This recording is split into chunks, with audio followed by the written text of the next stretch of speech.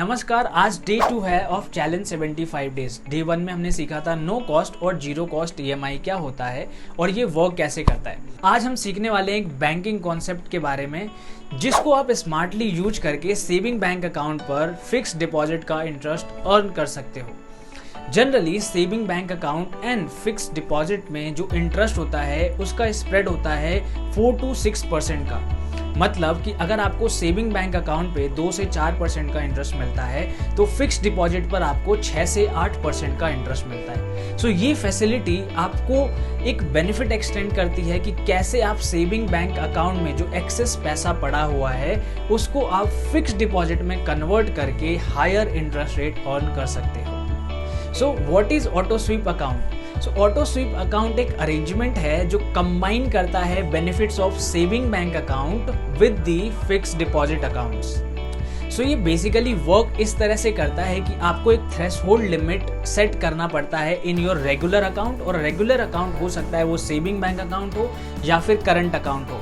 और जैसे ही वो थ्रेशहोल्ड क्रॉस करता है तो जो एक्सेस पैसा होगा उसका ऑटोमेटिकली एफडी क्रिएट हो जाएगा on the basis of pre determined period and rate, जो आप फॉर्म फिल आउट करते टाइम पर स्पेसिफाई करोगे।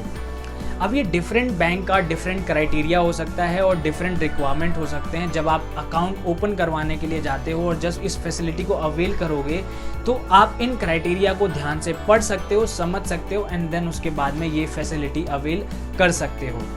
इसी को हम बोलते हैं स्वीप इन फैसिलिटी।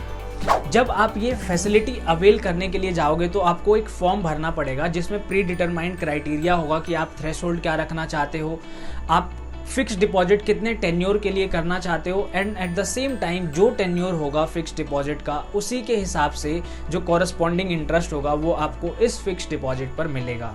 सो इस फैसिलिटी को हम इसीलिए यूज करते हैं जो एक्सेस फंड होता है हमारे सेविंग बैंक अकाउंट में उस पर हम हायर इंटरेस्ट रेट अर्न कर सके और अपने रिटर्न्स को मैक्सिमाइज कर सकें।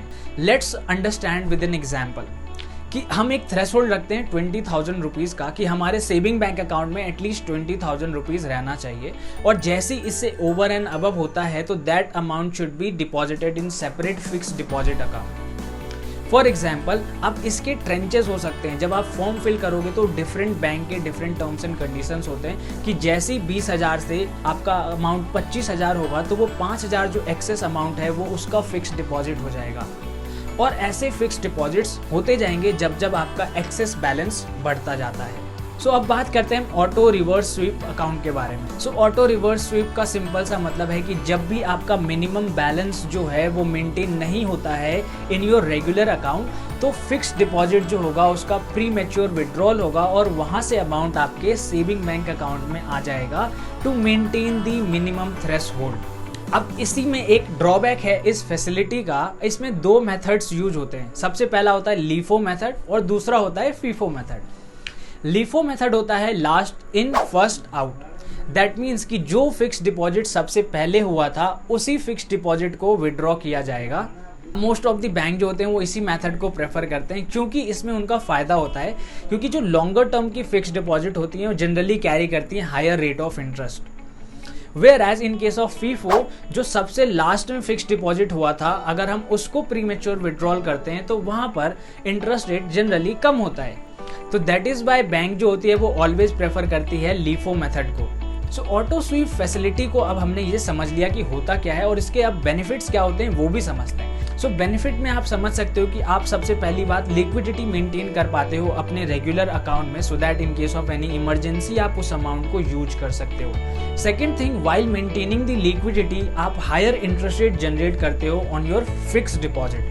और थर्ड थिंग जो सबसे अमेजिंग बेनिफिट है जो मुझे लगता है कि ये प्रोसेस जो है वो पूरा ऑटोमेटिक है और इसमें कोई भी मैनुअल इंटरवेंशन नहीं है, तो कोई भी अमाउंट आपको ट्रांसफर नहीं करना पड़ेगा सेविंग बैंक अकाउंट से अपने फिक्स डिपॉजिट में या फिर फिक्स डिपॉजिट से सेविंग बैंक अकाउंट में।